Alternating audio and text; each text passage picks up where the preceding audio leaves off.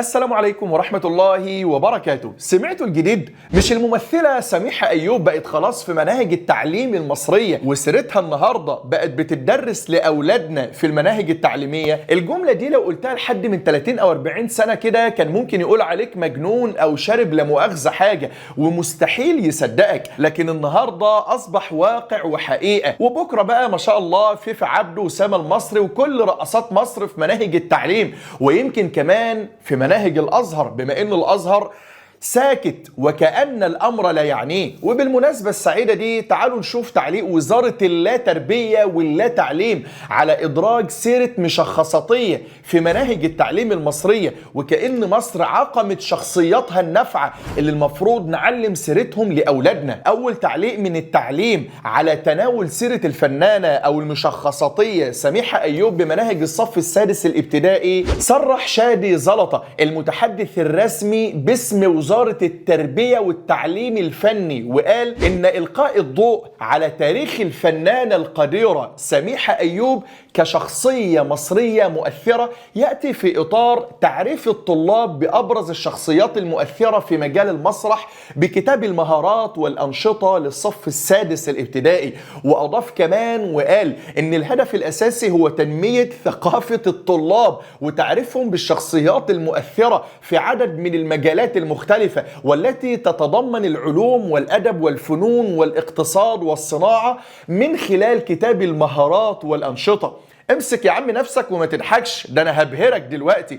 طيب بالمرة يا وزارة التربية والتعليم، هل هتقولوا للطلاب كمان تاريخ سميحة أيوب ولا هتختاروا جزء منه؟ يعني مثلا هل هتذكروا للطلاب دور سميحة أيوب في أحد الأفلام لما قامت بدور سيدة خليعة اسمها لا مؤاخذة سوسو دلوقتي بقت سوسو وكانت بتجري ورا الرجالة في الحرام؟ وهل ستعلمون الأطفال إن أول فيلم قامت بيه الممثلة القديرة كان فيلم المتشردة؟ وإيه هي القيمة المضافة لعقلية ولادنا لما نعرفهم إن الفنانة عملت فيلم يكفي بس إن اسمه المتشردة؟ وللأسف لازم نموه الصورة لأنها متشردة، قصدي خليعة، لا تليق بالمشاهدين الكرام. هل هتذكروا للطلاب برضو إن سميحة أيوب خدت معاش من الدولة عن طريق التحايل ومخالفة القانون كما صرح بذلك زوجها الأخير المخرج الراحل أحمد النحاس؟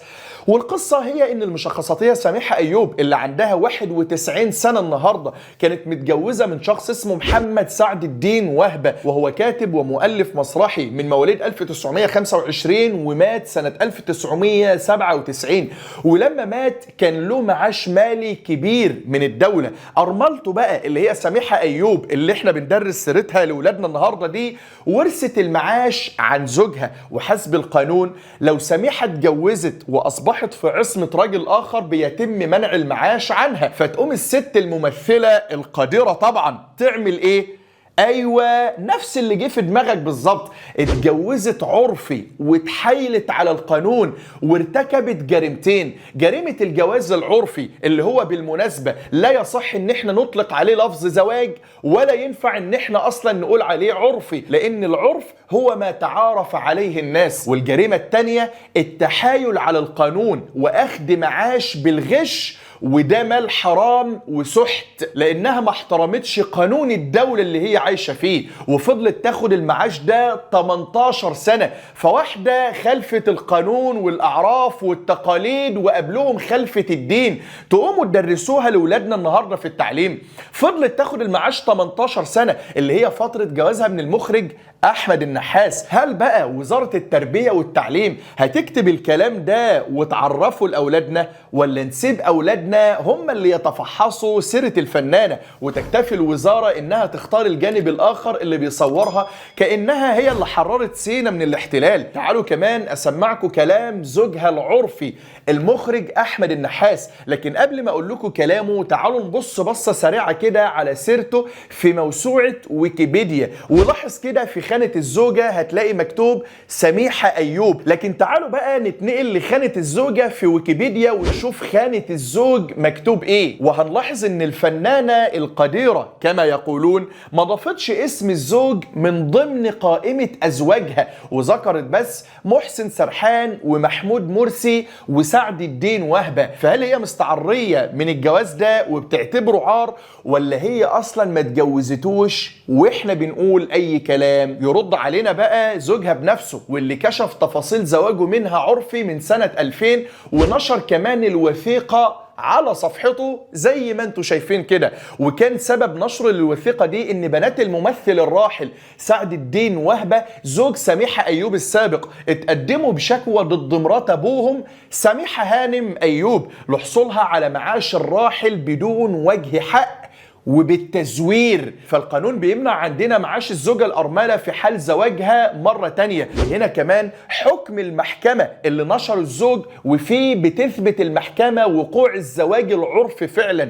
وكتب النحاس أكتر من تدوينة حاول فيها إثبات زواجه منها، سواء من خلال استخراج تصريح دخول للقرية السياحية اللي بتملك فيها سميحة أيوب سكن على البحر الأحمر بمنطقة راس سدر، ونشر كمان الرسائل المتبادلة بينهم زي ما انت شايف كده. لان الهانم بعد ما اتجوزته عرفي واتحايلت على القانون وخدت المعاش من الدولة بالتزوير، كسبت في اوراق رسمية وقالت ان تواجد النحاس معاها طول الوقت هو لانه كان مدير اعمالها. فهنا بقى خرج احمد النحاس وكذبها وانحاز لبنات سعد الدين وهبة وقال تواجدي معاها كان بسبب انها مراتي مش مدير اعمالها زي ما بتقول.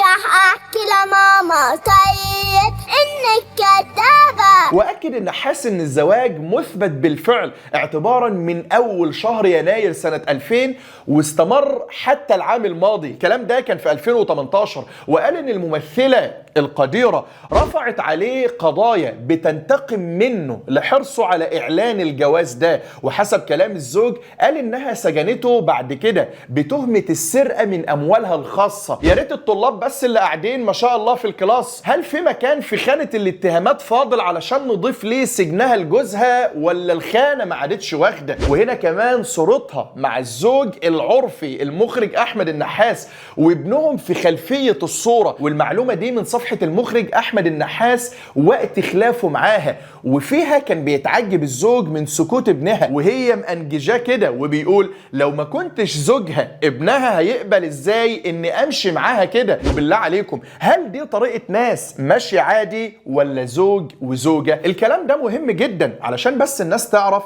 مين هي الشخصية اللي ولادهم هيدرسوا سيرتها وبيمتحنوا فيها وهتكون قدوتهم لما يكبروا. وده منشور تاني برضو من صفحته بيأكد فيه انها متجوزاه عرفي علشان ما تخسرش المعاش، وقال ان كان في مشاكل واولاد زوجها الراحل رفعوا عليها قضية انها بتاخد معاش والدهم من الدولة بدون وجه حق. طب السؤال، مش كانت الارامل والفقراء في مصر اولى بالاموال دي من سميحة ايوب، خصوصا انها مش فقيرة وخصوصا انها مش محتاجة الفلوس دي؟ لكن نقول ايه في طمع الناس وجشعهم واكلهم الحرام بكل بساطة. هي دي يا سادة الشخصية اللي بيدرسوها لاطفالكم بعد حذف سيرة عقبة بن نافع وصلاح الدين الايوبي وقطز وعمر بن الخطاب وعمرو بن العاص وابو عبيدة بن الجراح وغيرهم من علامات الامة العظماء. والشيء بالشيء يذكر، لو ما كانش احمد النحاس زوجها فعلا ازاي عاش معاها 18 سنة داخل منزل واحد؟ هل ده كان بزواج ولا بدون زواج؟ خصوصا انه كان بيبات معاها في نفس المكان. يعني لو نفت الزواج فوقعت في مشكلة اكبر واكبر. ولما اتهمته بالسرقة قال الكلام ده وبيستنكر، وفيه بيثبت انها كانت على علم بكل المعاملات المالية اللي بينهم واستغلت ده في انها تسرقه. وللعلم لما رفعت عليه القضية ما انكرتش زواجها العرف منه. وهنا تغريدة له اثناء الحرب اللي كانت دايرة ما بينهم، ممكن توقف الشاشة وتقرأها. وبعدها برضو نشر محادثة بينه وبينها ايام ما كانوا متجوزين، ممكن برضو توقف الشاشة وتقرأها. وبعدها برضو صورته في بيتها، بيت الزوجية، وصورتها موجودة على الحائط هنا ورا منه. وتقريبا كان قاعد بيكتب عن صدمتها يوم علمها بالاستدعاء من المعاشات للتحقيق معاها في التلاعب والتحايل على القانون. انا شايف انه كفاية عليكي، لان الغرض بس مش الفضايح وانما اننا بس نعرف الناس لسيما اولادنا مين دي اللي هتدرسوا سيرتها. والخلاصة يا كرام، في حاجة غلط بتحصل وفي أيادي خفية بتلعب في التعليم المصري، لأن حذف الشخصيات العظيمة من مناهج التعليم ووضع سيرة مشخصاتية بهذه السيرة هو أمر مريب جدا. نناشد فيه الأزهر وشيخ الأزهر للمرة 5556 نطالبه بالتدخل لوقف هذا العبث، ونطالب كل مؤسسات الدولة التدخل ووقف هذا التخريب في عقول الأطفال والشباب. وعاوزين حد يعرفنا ايه الشيء العائد على اولادنا وهينتفعوا بايه من تدريس سيرة المشخصاتية في مناهج التعليم. نناشد كل صاحب ضمير حي في مصر التدخل لوقف المهزلة التي تحدث في التعليم. مصر يا سادة إسلامية وليست علمانية. الأيادي العلمانية بتعبث في عقول الأجيال القادمة. هذه حرب على الإسلام، ونشر سيرة هذه المشخصاتية ما هي إلا بداية لها ما بعدها من سوء. وزي ما أنا سألت في أول الحلقة، لو كنت قلت الواحد من 30 أو 40 سنة إنهم هيدرسوا سيرة مشخصاتية زي سامحة أيوب في مناهج التعليم ما كانش حد هيصدق. هقول لك برضو النهاردة لو سكتنا على المسخرة دي، بكرة هتلاقي سيرة الفنان حمو بيكا والفنان القدير محمد رمضان وشاكوش وشطة وزرجينة ولوشة في مناهج التعليم، وكيف كان كفاحهم داخل الكباريهات والخمارات. العلمانية بتجس نبض الشعب، فلو سكت هيكون تدريس الجنس والعلاقات الآثمة هي المرحلة القادمة، وبعدها هيكون خراب كبير على أولادنا وبلدنا. من حق الناس رفض تدريس هذا العبث لأولادهم، من حقنا نتكلم ونرفض تشويه عقلية أولادنا. أنا مش فاهم والله إيه ينفع الشباب لو الوطن احتاجهم في مصيبة كبيرة وكانت ثقافتهم ثقافة المشخصاتية والأفلام والمسلسلات. الوطن محتاج نماذج علمية ونماذج عسكرية من تاريخنا نعلمها لأولادنا، حتى إن احتاج الوطن والأمة إلى رجال وجدناهم. على العلماء التحدث وإعلان رفض هذا العبث. يا علماء الأزهر حرام عليكم وعيب وعر سكوتكم المريب ده. عيب يا أزهر ويا علماء الأزهر أن تحذف الشخصيات العظيمة من تاريخنا المشرف، ونشر هذه النماذج التي ضررها أكثر من نفعها. ده يعني لو اعتبرنا أن فيها ذرة نفع واحدة. فين سيرة أبو بكر الصديق وعمر وعثمان وعلي وخالد وعمرو بن العاص وأبو عبيدة بن الجراح وعمر بن عبد العزيز؟ فين سيرة صلاح الدين الأيوبي وقطز وبيبرس وقلب أرسلان وكل الشخصيات الوطنية المعروفة؟ فين قصص الأنبياء؟ وفين سير العلماء النافعين في كل المجالات؟ محتاجين كل شريف وكل صاحب قلم حر يتكلم ويعلن رفضه لهذه الخطة الممنهجة للقضاء على ما تبقى في شخصيات أولادنا من رجولة وأخلاق عليا. نحن نرفض أن تكون هذه المشخصاتية بما ذكرناه عنها، وهو قليل من كثير، أن تكون في مناهج تعليمنا. أرجوكم نظفوا الوزارة من هذا العبث ورجعوا لنا مصر اللي نعرفها بعلمها وعلومها وإسلامها وعروبتها وشخصيتها الفريدة اللي صدرت للأمة كلها العلم والعلماء عبر التاريخ. كل واحد فينا مسؤول، والتاريخ مش بيرحم حد. بلاش تزودوا مسامير في نعش البلد والوطن بل والأمة كلها. بلاش نزود لجبين الأمة هذه الوصمة، لأنها وصمة عار في جبين الأمة كلها. نسأل الله أن يحفظ بلادنا وأولادنا، وأن يصرف عنا وعنهم وعنكم جميعا شر كل ذي شر يا رب العالمين، وأن يصرف عنا شرور العلمانية الخبيثة التي لا ترضى إلا بهدم الإسلام ككل، ولكن يأبى الله إلا أن يتم نوره ولو كره الكافرون. وسبحانك اللهم بحمدك أشهد أن لا إله إلا أنت أستغفرك وأتوب إليك. أحبكم في الله، والسلام عليكم ورحمة الله وبركاته.